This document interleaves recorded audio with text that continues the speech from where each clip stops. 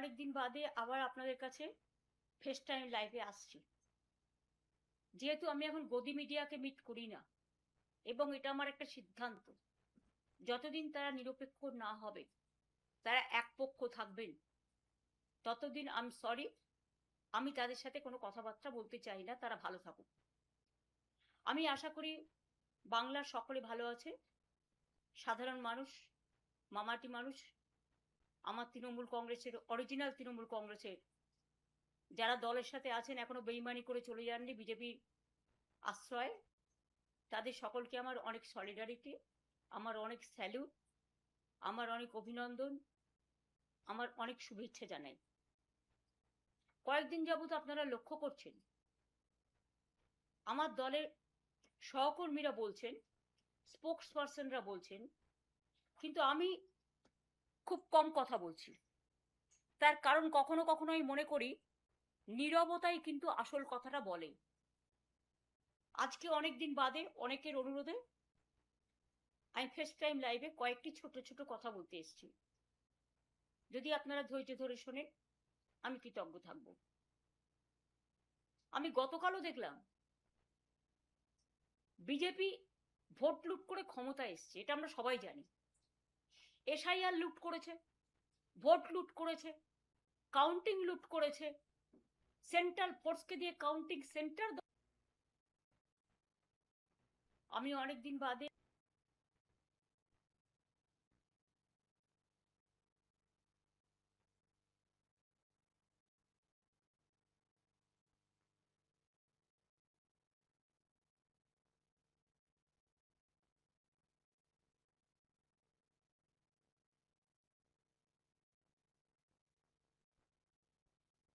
আমি অনেকদিন বাদে আবার আপনাদের কাছে ফেস টাইম লাইভে আসছি।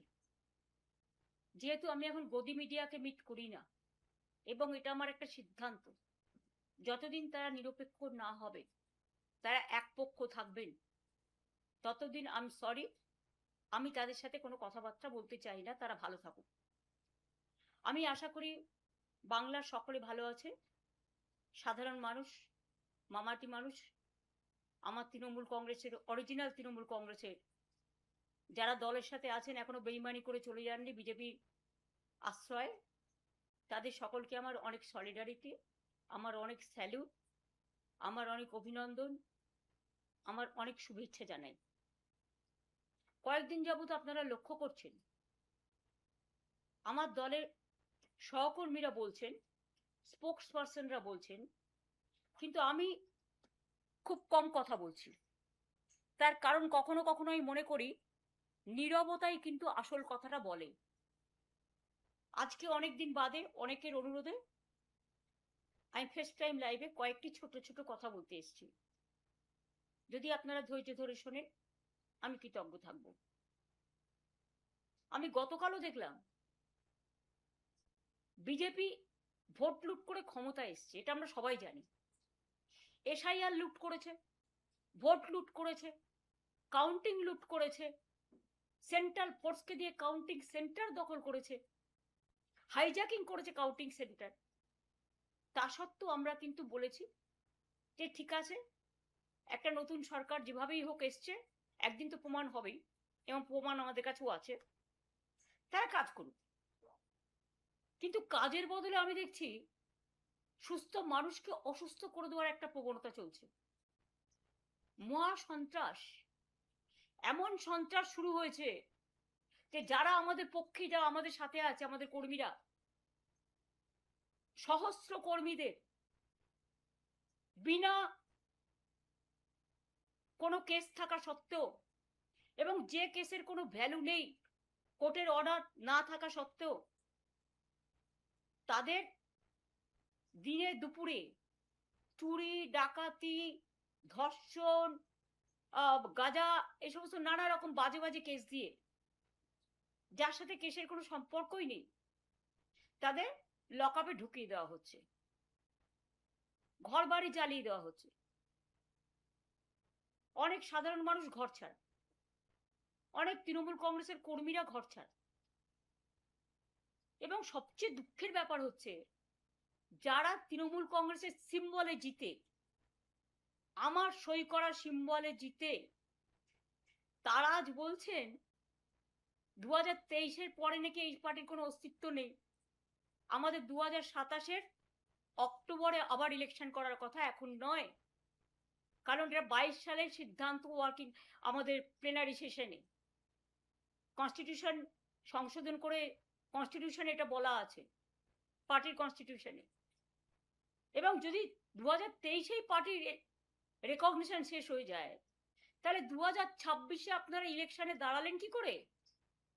সিম্বলটা তো আমি দিয়েছিলাম, অল ইন্ডিয়া তৃণমূল কংগ্রেসের চেয়ারম্যান হিসেবে জোড়াফুল সিম্বলটা, এবং পার্টির নামটা তো আমি দিয়েছিলাম, সই করেছিলাম। আপনাদের নামগুলো আমার অফিস থেকে গেছে সই করা অবস্থায়, এবি ফর্ম জমা হয়েছে, ইলেকশন কমিশন অ্যাকসেপ্ট করেছে, তবেই না দলের প্রার্থী হয়েছেন। আর আজকে জিতে গিয়ে যেহেতু বিজেপি নানান ছলে বলে কৌশলে কঠোরতায় নির্বাচন কমিশনকে সাথে নিয়ে ভোট লুট করে নাম কেটে নানা রকম অছিলায় সেন্ট্রাল ফোর্সকে দিয়ে একটা ভোট লুট করেছে, 2 মাসও ধৈর্য ধরতে পারলেন না, 2 মাসও ধৈর্য ধরতে পারলেন না, এত তাড়াতাড়ি দলের সাথে বেইমানি করে চলে গেলেন। আর বেইমানি করারও তো একটা সীমা থাকা উচিত। পার্টির সাথে বেইমানি না করে, যে পার্টিটা আপনাদের কাছে জন্মদাত্রী মা, আপনারা তো সরাসরি বিজেপি করছেন। এখন বিজেপি করবেন আর তৃণমূল বলবেন, এটা তো হতে পারে না, কারণ তৃণমূল কংগ্রেসের আদর্শ বিজেপি বিরোধী। মনে রাখবেন, আমাদের একটা আদর্শ আছে, আমাদের একটা নীতি আছে। আপনারা যারা বেইমানরা গদ্দাররা বিজেপির কাঁধে কাঁধ মিলিয়ে তাদের কথা মতো চলছেন, বিজেপি স্পন্সর্ড যারা, তারা আমি বলবো যদি সাহস থাকে, বুকের পাটা থাকে, যান গিয়ে বিজেপিতে গিয়ে জয়েন করুন, আমাদের কোনো আপত্তি নেই। তবুও বুঝবো আপনারা বিজেপিতে চলে গেছেন। বিজেপিতে থেকে দল ভাঙার চক্রান্ত, ভাবেন কি যে আমি মরে গেছি? ভাবেন কি আমাদের কর্মীরা মরে গেছে? ভাবেন কি অল ইন্ডিয়া তৃণমূল কংগ্রেস মরে গেছে? মনে রাখবেন, আপনার পক্ষে আছে বলে সরকার, আপনি তাকে দিয়ে নির্বাচন কমিশনের কাছে কমপ্লেন করিয়ে আপনি সিম্বল কেড়ে নিতে পারেন। যদিও আমরা জানি সিম্বল আপনার পক্ষে যাবে না, কিন্তু ধরে নিলাম যদি ভ্যানিশ কুমার বাবু আমাদের পার্টিকে ফিনিশ করার জন্য ইলেকশনটাও করেছেন, যদি সিম্বল দিয়েও দেয়, তাতে কি যায় আসে? সিম্বল সেটাই হয় যেটা সাধারণ মানুষ গ্রহণ করে, তৃণমূল কংগ্রেসরা গ্রহণ করে। আমি এই সিম্বল দিয়ে 1 মাস 22 দিনের মাথায় আমি কিন্তু লড়াইটা করেছিলাম, তখন আমি সিম্বলটাও কাউকে চেনাতে পারিনি। আর এখন দরকার আমি গলায় সিম্বলটা ঝুলিয়ে মানুষের কাছে যখন বেরোবো, আপনারা কি আমার কণ্ঠরোধ করতে পারবেন? অত সস্তা নয়। হ্যাঁ, কণ্ঠরোধ করতে গেলে আপনাদের আমাকে প্রাণে মেরে ফেলতে হবে, তার তো চেষ্টা কম করেননি। কাকে মারেননি? মহুয়াকে অ্যাটাক করেছেন, অভিষেককে অ্যাটাক করেছেন, কল্যাণকে অ্যাটাক করেছেন, আমার বাড়িতে হামলা করেছেন। আমাদের অনেকে যারা আমাদের সহকর্মী, তারা লক আপে পড়ে আছে, মাটিতে শুয়ে আছে, কাউকে কোমরে দড়ি বেঁধে, কাউকে পায়ে শেকল বেঁধে, কাউকে মাথা নাড়া করে, কারো মাথায় কপিল ঢেলে আমাদের কি বলে সমস্ত নানা রকম কিছু ঢালছেন, গায়ে নানা রকম কিছু ছুটছেন, বলতেও লজ্জা লাগে। বাচ্চারা মিড ডে স্কুলে ডিম পায় না, আর আপনারা হাট্টিমা টিম করে বেড়াচ্ছেন। এটা বাংলার কালচার কোনোদিন ছিল না। আমরাও ক্ষমতায় 15 বছর ছিলাম, আমি কখনো পুলিশকে দিয়ে এই কাজটা করাইনি। বিজেপির নিজস্ব সংগঠন নেই বলে I am sorry to say, এটাই আসল সত্য যেটা আমি জেনেছি।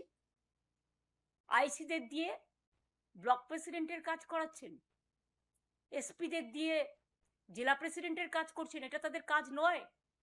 আমি মনে করি তাদের কাজ মানুষকে আইন শৃঙ্খলা দেওয়া, রক্ষা করার দায়িত্ব নেওয়া, মানুষকে রক্ষা করা, শান্তি দেয়া, স্বস্তি দেয়া, শক্তি দেয়া, ভরসা দেয়া। ভরসার বদলে আপনারা কি করছেন? সন্ত্রাস। কেন পুলিশ গিয়ে বলবে? আমি তো জানি যারা গেছে, গাড়ি নিয়ে এসছি চলুন, হয় যার নাম বলছি তার সাথে গিয়ে জয়েন করুন, আর তা না হলে লক আপে চলুন। যারা সহ্য করতে পারেনি ন্যাচারালি, আমি তাদের দোষ দিই না, তাদের সম্পত্তি আছে, তাদের পরিবার আছে, তাদের সম্পদ আছে, তাদের লাগেজ আছে, তাদের ব্যাগেজ আছে, তাদের নানা রকম ব্যাপার আছে। নিশ্চয়ই যার যার পরিবার ভালো থাকুক, এটা আমি চাই, কিন্তু আপনারা মনে রাখবেন আমাদেরও পরিবার আছে। তৃণমূল কংগ্রেস পরিবারটা বৃহত্তর পরিবার, মামাটি মানুষের পরিবার। তাদের ছেড়ে আপনাদের মতো আমি মাথা নত করবো না, আমার দলও করবে না। এটা মাথায় রেখে কাজ করবেন। আর বিজেপি পার্টিকেও বলি, আরই লুট করে এতগুলো সিট পাওয়ার পরেও আপনারা এত সন্ত্রাস করছেন, কবে সন্ত্রাস বন্ধ হবে? নির্বাচনী আনন্দ তো 2 মাস হয়ে গেছে, এতদিন ধরে তো উৎসব চলে না। অন্য উৎসব করতে দেন না, অন্য কাউকে রেড রোডে প্রোগ্রাম করতে দেন না, অন্য কাউকে, এই তো রাম মন্দির কত টাকা দিয়ে মানুষ বানালেন, কত সোনা, কত রূপো, কত দান, কত ধ্যান, আর আজকে राम का नाम आपने बदनाम कर दिया, हिंदुत्व का नाम पे खेला और हिंदुइज्म को आपने फिनिश किया। যেমন দেখছেন না, প্রণামী থালা থেকে শুরু করে, প্রণামী বাক্স থেকে শুরু করে সব রাম মন্দির, সবটাই নাকি ওদের সম্পদ। এবং ডিজিটালে যারা কথা বলতে চায় ইউটিউবে, একটু বিরোধিতা করলে তাদের সঙ্গে সঙ্গে অ্যারেস্ট করা হচ্ছে এবং এফআইআর করা হচ্ছে। লক্ষ্মীর ভান্ডার যারা পেতেন 2,46,00,000 প্রায়, আজকে 1.5 কোটির ওপর মা বোনেদের নাম প্রায় কেটে দিয়েছে শুনছি। তারা হাহাকার করছেন। স্বাস্থ্যের চিকিৎসা জানি না কোথায় গিয়ে দাঁড়িয়েছে। মিড ডে মিলে যারা রান্না করতেন, মিড ডে মিলে যারা হেল্পার হিসেবে কাজ করতেন, তারাও আজকে হাহাকার করছেন। কাজ দেওয়ার ক্ষমতা নেই, কিল মারার গোসাই। লক্ষ লক্ষ মানুষের জীবন জীবিকা আপনারা কেড়ে নিয়েছেন। এমনকি বকটুয়ের একটা পরিবার আমার কাছে এসেছিল, যাদের 4 বছর আগে আমি চাকরি করে দিয়েছিলাম, পার্মানেন্ট চাকরি, সে চাকরি পর্যন্ত আপনারা কেড়ে নিয়েছেন। আমি যাদের চাকরি দিয়েছিলাম, অনেক কর্মীকে আপনারা বসিয়ে দিয়েছেন। এত প্রতিহিংসা রাজনীতি কেন? আর গতকাল যারা গিয়ে তালা দিয়ে এলেন, ওটা ভাড়ায় ছিলাম আমরা। ভাড়াটা কতদিন পর্যন্ত ছিল? এই তার ডকুমেন্ট। এটা হচ্ছে 2027 সালের অক্টোবর পর্যন্ত অফিসটা আমাদের নেওয়া ছিল। কেউ গিয়ে বলছেন আমার নামে আমি সই করেছি। ব্যক্তিগতভাবে উনি সই করেননি, সইটা করেছেন পার্টি অথরাইজ করেছে বলে। কোনো ব্যক্তি চলে যেতে পারেন, কিন্তু ইনস্টিটিউশন চলে যায় না। এটা ইনস্টিটিউশনের সম্পত্তি, এটা মাথায় রাখতে হবে। আমি যেমন কারো ব্যক্তি সম্পত্তিকে দখল করতে পারি না, কারণ এটা তার ব্যক্তি সম্পত্তি নয়, এটা তার প্রতিষ্ঠানগত, তেমনি আমাদের সম্পত্তিও, মামাটি মানুষের সম্পত্তিও কেউ জোর করে দখল করতে পারে না। আর যারা বলে বেড়াচ্ছেন টাকা পাননি, তারা দেখুন তো এই চেকগুলো প্রতি মাসে মাসে কারা দিয়েছে। আমরা যদি না দিয়ে থাকি তাহলে আমাদের কাছে এত ডকুমেন্ট কোত্থেকে এলো? দেখুন দেখুন দেখুন, মেনটেনেন্স করি আমরা, প্রতি মাসে 1 লাখ টাকা করে ভাড়া দিই আমরা চেকে, ইলেকট্রিসিটি বিল দিয়ে আমরা, কর্পোরেশনের যা যা লাগে দিই আমরা। আর আপনারা গিয়ে সেন্ট্রাল ফোর্সকে নিয়ে গিয়ে তালা দিয়ে দিচ্ছেন। একটা বাড়ি তালা দিতে পারবেন, কিন্তু মনে রাখবেন হৃদয়কে কখনো তালা দেওয়া যায় না, মানুষের হৃদয়কে। কাজেই প্রস্তুত থাকুন আগামী দিন ইন্ডিভিজুয়াল কারো বিরুদ্ধে। আমার কোনো রাগ, আমার কোনো ক্ষোভ নেই। আমাদের পুরনো বিল্ডিংটা তৈরি হচ্ছিল বলেই, ভেঙে ভেঙে পড়ছিল বলেই আমরা একটা বিল্ডিং ভাড়া নিয়েছিলাম, রীতিমতো চেকে ভাড়া দিই। আর কত ডকুমেন্ট দেখতে চান? আমি আপনাদের পরপর একটার পর একটা সব দেখিয়ে যাব, সেটা ব্যাপার নয়। আপনারা কি বললেন? ভাড়া পান না। কেউ আবার বললেন আই এম অথরাইজড। অথরাইজ ছিলেন তখন, এখন নয়। এখন আপনি দল বদলু, অন্য জায়গায় গেছেন। আপনারা ভালো থাকুন, আপনাদের পরিবার ভালো থাকুন, আপনাদের সম্পত্তি ভালো থাকুন। যে অ্যারেস্ট হয়েছে সে ছাড়া পাক। আমি জানি ফেস টাইম আমরা করি লাইভ, মানুষকে লাইভ দেখাবার জন্য। আর আপনারা যে ফেস টাইম লাইভ করছেন সেটা হচ্ছে আপনাদের নিজেদের বাঁচানোর জন্য। তাহলে যারা আজকে লড়াই করছে, জীবন দিচ্ছে, আজকে প্রায় 14-15 জন সুইসাইড করেছে, মারা গেছে, সুইসাইড এবং মারা গেছে, তাদেরটা কি হবে? একবার ভেবে দেখেছেন কি? কোথায় টাকা জমা দিয়েছে কারা, তৈরি করেছে কারা? আজকে কি আপনারা তালা দিয়ে চলে এলেন? এফআইআরও করা হয়েছে, কেন দিলেন? এবং আজকেই তার জন্য কাউকে পদত্যাগ করতে হলো। আসল ঘটনা তা নয়, উনি অনেকদিন ধরেই আমাকে বলছিলেন পদত্যাগ করবেন, কারণ ওনার ছেলে গিয়ে অলরেডি হাত মিলিয়েছেন। আমার তার জন্য কিছু বলার নেই, ভালো বুঝেছে হাত মিলিয়েছে, তাদের লাগেজ ব্যাগেজ থাকতে পারে, কিন্তু আমি তো হাত মেলাবো না। আপনারা একজন কোথায় গেলেন কি না গেলেন, I don't care, I ignore all of you. কারণ আমি নেতা চাই না, আমি কর্মী চাই। আমি সাধারণ মানুষের ভালোবাসা থেকে যেন বঞ্চিত না হই। আমার কারো বিরুদ্ধে কোনো ক্ষোভ বা কোনো দুঃখ নেই। এবং মনে রাখবেন আর একটা কথা, আমি কিন্তু কখনো যেমন উতলাও হই না, আমি কিন্তু হাসি মুখে যে কোনো সংকট কাটিয়ে যাবার লোক। কারণ ছাত্র রাজনীতিতে আমার হাতে খড়ি এবং সংগ্রাম করাটাই আমার জীবন। সংগ্রামী লগ্নই আমার জন্ম হয়েছে, তাই সংগ্রামী লগ্ন যতদিন থাকবো ততদিন মনে রাখবেন এই সংগ্রামী লগ্ন থেকেই লড়াইটা করব। কেউ কেউ আবার আমার মৃত্যুও কামনা করছেন, শুনেছি ফোন করে করে বলছেন কদিন আর বাঁচবে। আরে আমি এখন অনেক দিন বেঁচে আছি, আর আমার পরের জেনারেশনও বাঁচবে, তারপরের জেনারেশনও বাঁচবে, তারপরের জেনারেশনও বাঁচবে। কেউ কেউ মাথা নত করতে পারে, কিন্তু কেউ আবার দলের পতাকাটাকে আঁকড়ে ধরতেও পারে। আমরা যেমন তৈরি করি, আমরা নতুন করে গড়ি, এটা আমাদের অনেক বেশি শক্তি। এবং এই মানসিক শক্তি আমরা পেয়েছি মানুষের থেকে। এই বাংলার মাটিতে দীর্ঘদিন ধরে, আমি ছোট্টবেলা থেকে আমার ছাত্র রাজনীতি থেকে রাজনীতি করি, বাংলার স্বার্থে কোনোদিন বাংলা ছেড়ে আমি যাইনি। রেল থেকে শুরু করে, বাংলা থেকে শুরু করে সবকিছু আমার করা, আমার মানে মানুষের করা। আপনাদের আশীর্বাদ দোয়া পেয়েছিলাম, শুভেচ্ছা পেয়েছিলাম বলেই করেছিলাম, আগামী দিনেও করব। বিশ্বাস রাখুন, ভরসা রাখুন। বাট এটুকু জেনে রাখুন, যারা আজকে দুর্দিনে আছেন তারাই তৃণমূল কংগ্রেসের সোনার খনি। আর আপনারা যারা বেইমানি করে লাগেজ ব্যাগেজ নিয়ে বিজেপির আশ্রয় জায়গা নিয়েছেন, প্লিজ দয়া করে আর্জাই করুন, মানুষের সাথে বিশ্বাসযোগ্যতা, মানুষের সাথে বিশ্বাসঘাতকতা করবেন না।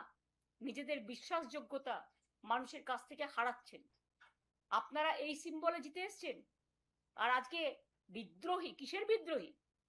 ইলেকশনের আগে পর্যন্ত বিদ্রোহ ছিল না? 15 বছর আপনারা এমপি ছিলেন, এমএলএ ছিলেন, মিনিস্টার ছিলেন, সবটাই পেয়েছেন। কই আমাকে তো কখনো কিছু বলেননি, আমি তো কাউকে কোনোদিন কারো ব্যাপারে ইন্টারফেয়ারও করিনি। সাধারণ মানুষ জেনে রাখুন, এমন ঘটনাও ঘটেছে,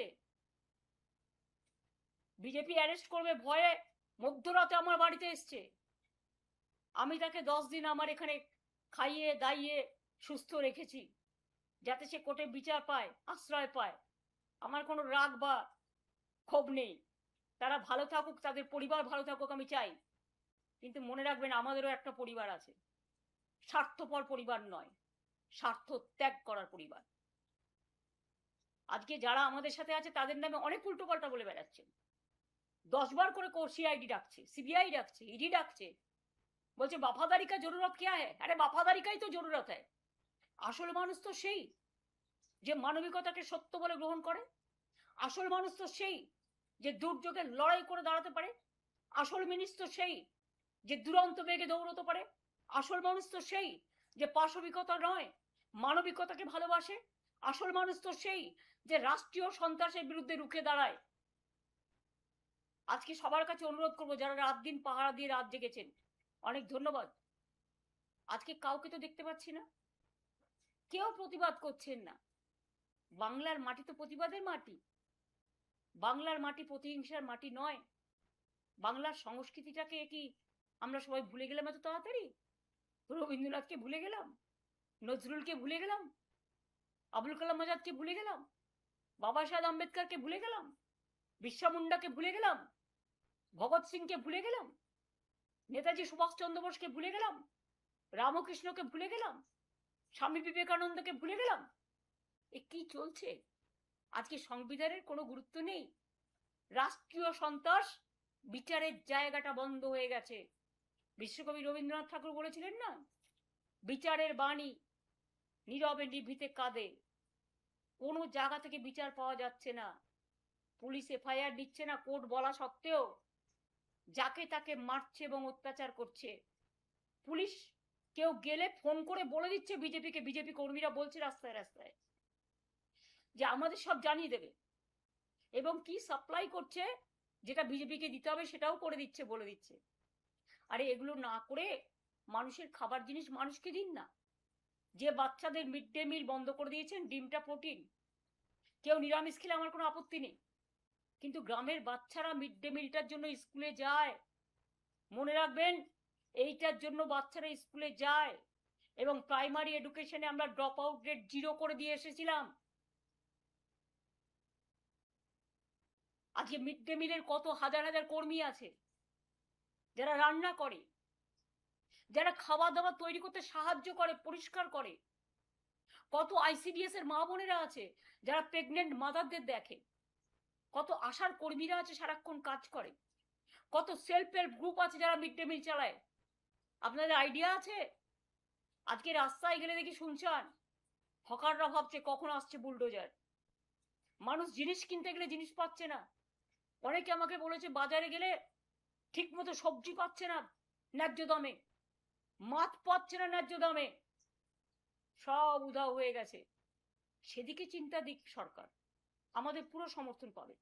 আমি কনস্ট্রাকটিভ ওয়ার্কে কখনো বিরোধিতা করি না। শুধু তৃণমূলকে কি করে শেষ করা যায়, আর তৃণমূলকে কি করে মারা যায়, আর তৃণমূলের বেঈমানদের সাথে নিয়ে কিভাবে তৃণমূলের অফিস দখল করতে হয়, আর তৃণমূল কংগ্রেসের কর্মীদের অ্যারেস্ট করতে হয়, কি করে সন্ত্রাস করতে হয়, হামলা করতে হয়, এসব না করে আপনারা মানুষের দিকে লক্ষ্য দিন, আমাদের পুরো সমর্থন পাবেন। আর যিনি আজকে মুখ্যমন্ত্রী হয়েছেন আমার অনেক শুভেচ্ছা থাকবে, কিন্তু এটা আমি নিশ্চয়ই বলবো না যে আপনি মুখ্যমন্ত্রী হয়েছেন বলে আপনি তৃণমূলটা করেননি। আপনিও কংগ্রেস করতেন একদিন, আপনিও নির্বাচনে অনেকবার হেরেছেন, এবং আপনার জন্য আমি বারবার যেতাম আপনার কেন্দ্রে, সেটা আমার কর্তব্য ছিল, এর জন্য আমি কোনো কৃতিত্ব নিচ্ছি না।